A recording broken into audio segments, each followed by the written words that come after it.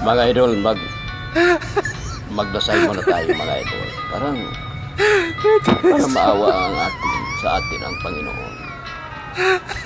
Ngayong araw na ito, Our Father, which art in heaven, hallowed be thy name. Thy kingdom come, thy will be done. On earth as is in heaven. Give us this day our daily bread, and forgive us our debts,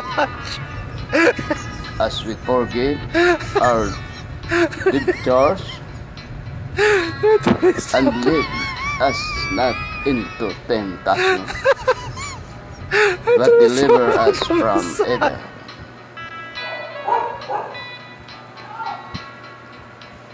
For thine is the kingdom, and the power, and the glory, forever and ever. Amen. Mga idol,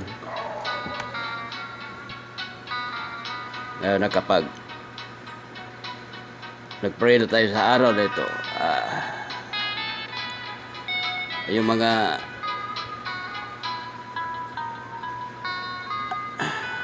gagawin nating araw na ito ay may bendisyon na sa ating Panginoon. Mga idol, maraming salamat. God bless to all my beloved followers. Bye-bye. God bless.